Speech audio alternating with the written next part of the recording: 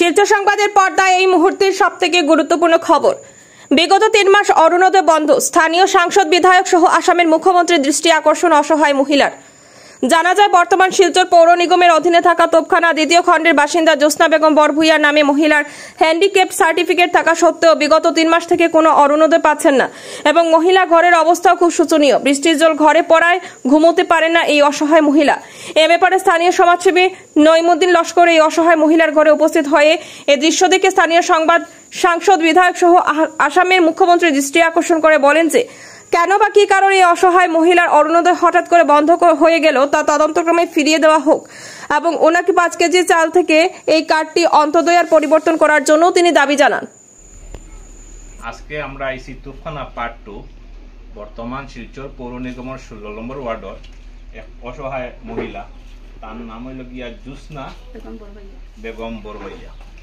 তার কাছে হ্যান্ডিক্যাপ সার্টিফিকেটও আছে। মানুষ হ্যান্ডিক্যাপ ফাওটা টুকটুকাই দেখাও, ওই তখন ফাওয়া হালত তাই মাঝে অরুণোদয় পাইছন, প্রথমে পাইছন না, মাঝে পাইছন। বর্তমানে 3 মাস থেকে তাই অরুণোদয় পাইতা না। 1250 টাকা যেটা, তার কোনো স্বামীও নাই, তাই বিবাহ করছই না।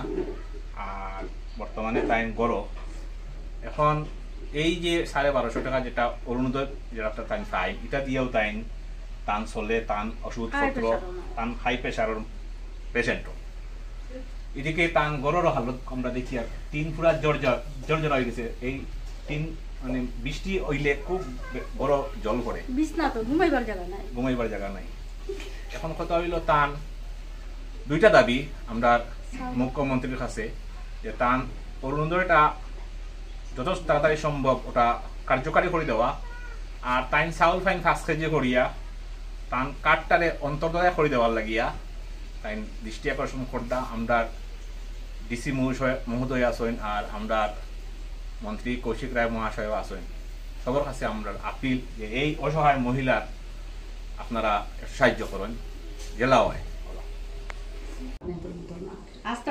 তোমার খবর ভাইয়া, আমরা আইসি, আমরা এলো আজকে অগর দিয়া তোমার যদি লাইন হয়, তুমি এক অসহায় গরিব বেটি আইলাই